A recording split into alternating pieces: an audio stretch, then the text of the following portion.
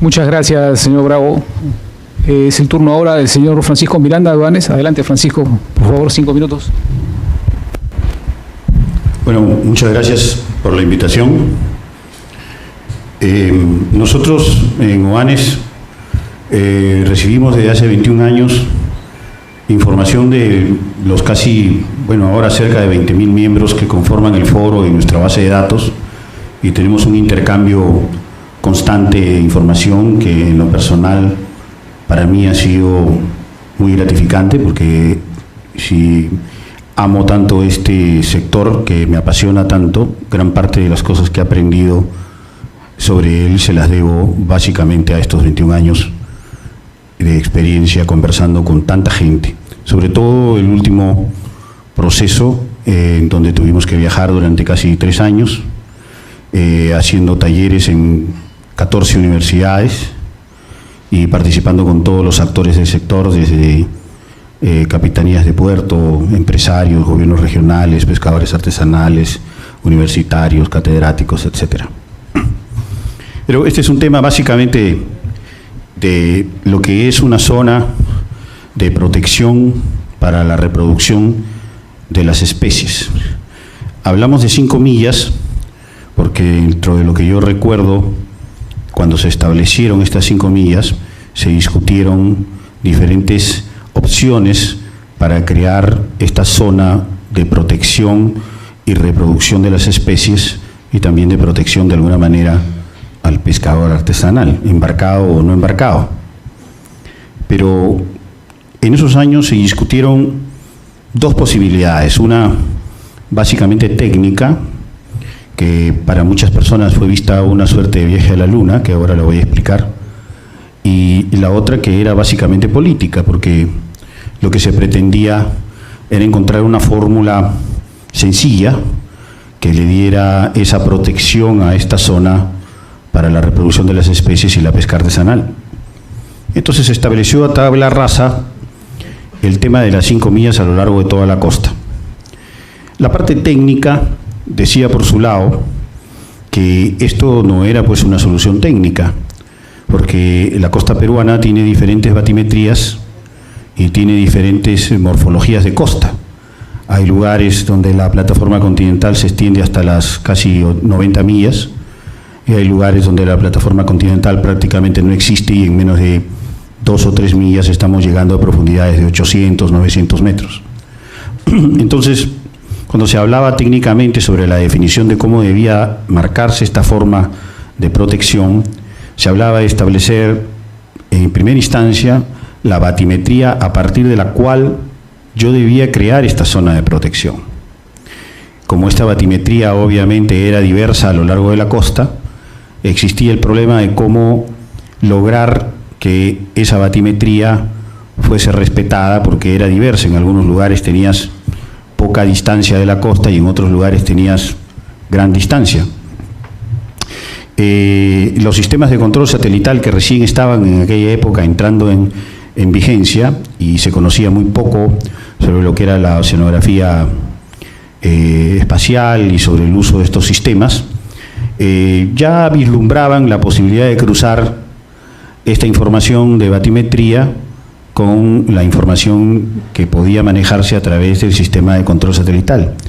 De hecho, entiendo que hoy en día se crean lo que se llaman las cercas virtuales alrededor de algunas islas y algunos puntos en particular, que son puntos geográficos determinados virtualmente por el satélite, a los cuales no se puede entrar. Pero obviamente, para poder ejercer control sobre esos puntos en particular, hay que tener una baliza de control satelital que tiene un costo, algunos más alto y otros más corto, dependiendo del sistema que se use, en el cual no voy a entrar en detalle. Pero la idea concreta era establecer a través del IMARPE esta batimetría mínima, a partir de la cual no se debía ingresar o acceder a la costa para mantener esta zona debidamente preservada y guardada. Inicialmente algunas ideas eran de que fuera 50 metros, otras de que fueran 60, otras de que fueran 80 metros. Es un tema que se discutió mucho en aquellos años, pero digamos que esta batimetría debe estar establecida como un paso previo.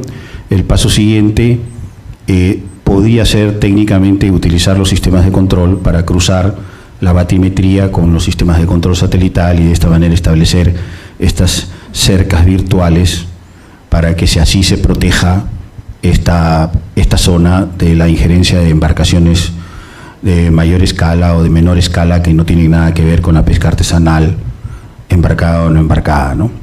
La zona esta de protección es una zona sumamente importante para todos y especialmente para el pescador artesanal, porque en ella está la mayor biodiversidad del mar peruano.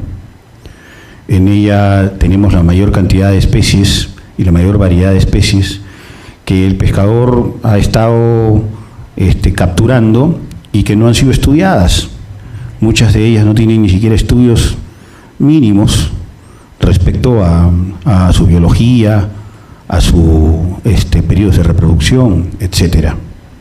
Entonces, para nosotros en Ovanes creemos que la posición técnica, por más que parezca difícil y de alguna manera salir de la zona de confort que representa manejar una tabla rasa de 5 millas, podría ser una solución que se puede ir trabajando y estudiando en la medida en que cuando esto se propuso hace casi 15 o 16 años, no había las tecnologías que hay hoy día ni el conocimiento sobre estas tecnologías que hay hoy día.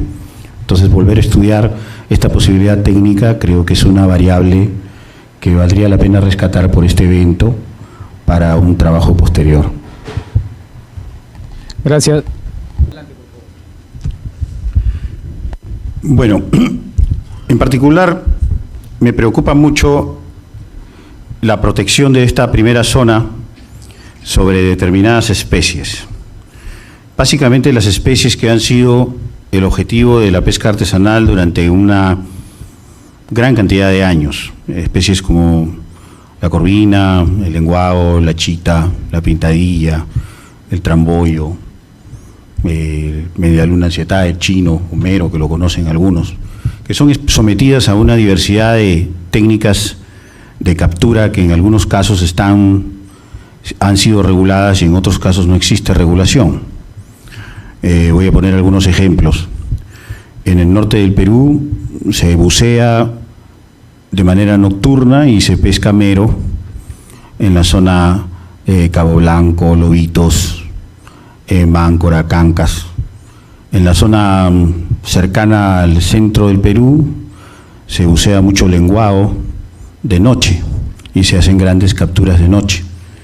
En la zona sur del Perú hay una técnica que se llama traqueteo, que es una técnica que usa abusos y redes que encierran puntas para capturar en grandes volúmenes de chita.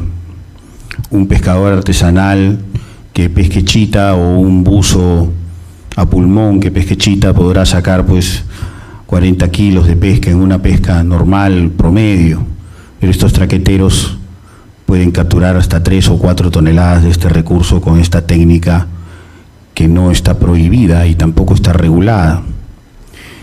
La pesca con explosivos que se mencionó hace un poco atrás es una cruz permanente a lo largo de toda la costa y tiene una infinidad de problemas. El principal problema es que nadie la reconoce, pero todos la mencionan. Muchos que se llaman pescadores artesanales y que yo creo que no lo son, o pescadores en sí, porque no lo son, utilizan lo que se llaman las caletas en tierra, guardan en tierra, fuera de los 50 metros de la línea de la marea, la dinamita, para luego cuando van a sus faenas, se acercan a esas caletas, recogen la dinamita y hacen el uso de los explosivos en la zona donde van a capturar. De esta manera intentan burlar el control de la autoridad marítima que solamente llega hasta los 50 metros de línea de marea. Entonces, para el control de este tipo de mecanismos ilegales es requisito juntar a la Marina de Guerra, a la pesca artesanal, a los gobiernos regionales, a la Fiscalía de la Nación y a la Policía Nacional. Tiene que haber un trabajo multidisciplinario para poder eliminar a estos bomberos. Igual existen sistemas de tramayo mecanizado, tamaño de redes no permitidas, etcétera. Pero nosotros siempre hemos abogado por el ordenamiento empírico de estas pesquerías que, como hemos dicho anteriormente, son muy diversas. Cada especie tiene una vida en particular muy diferente, una ecología, un nicho ecológico diferente. Y para esto se requiere mucho del conocimiento del pescador. Voy a poner un ejemplo muy concreto. El tramboyo, que es un ejemplo que uso mucho, en la primera feria de mixtura fue declarado como el ceviche más exquisito del Perú. Pero a nadie se le había ocurrido estudiar cuál era la biomasa del tramboyo, cuál era su periodo de reproducción y ni qué volumen de tramboyo había. Así que muy probablemente después de la feria de mixtura muchos pescadores se dedicaron a sacar tramboyo y prácticamente lo exterminaron. Gracias a Dios no lo lograron. Pero el tramboyo tiene una característica muy especial que cualquier pescador que tiene un poquito de experiencia puede con un poquito de imaginación intuir. Cuando uno mata, por ejemplo, un buzo, mata un tramboyo que está sobre las rocas, al tenerlo en las manos, ve inmediatamente en el fondo que una gran cantidad de peces pequeños y otros peces van al sitio donde estaba el tramboyo. La razón de esto, los que conocemos un poquito de biología, es que las ovas o los huevos o las larvas del tramboyo estaban siendo protegidas por el tramboyo que estaba fuera en la roca. Esa es una observación empírica.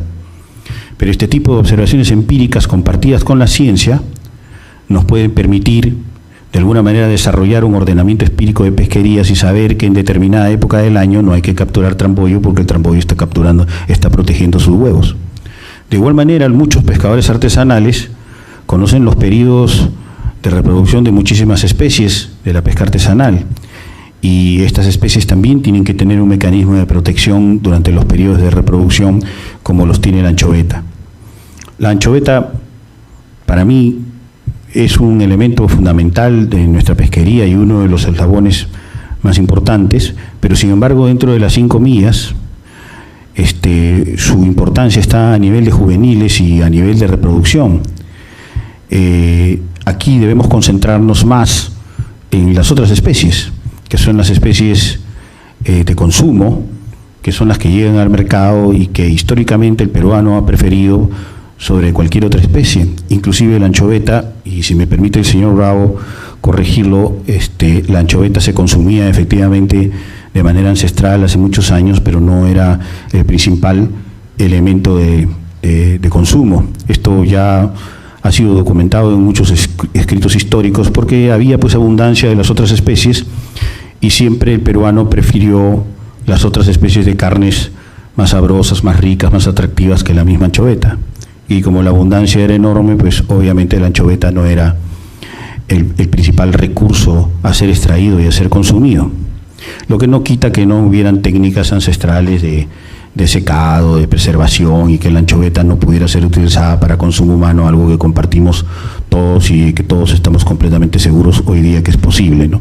Sin embargo, para mí, la concentración biológica o la concentración del estudio de la biología de esta zona de protección debe estar orientado a otras especies de peces y a otras especies de animales bentónicos que son muy importantes, como los moluscos, como los invertebrados y también los peces que he mencionado, algunos de ellos, ¿no? Muchas gracias, Francisco.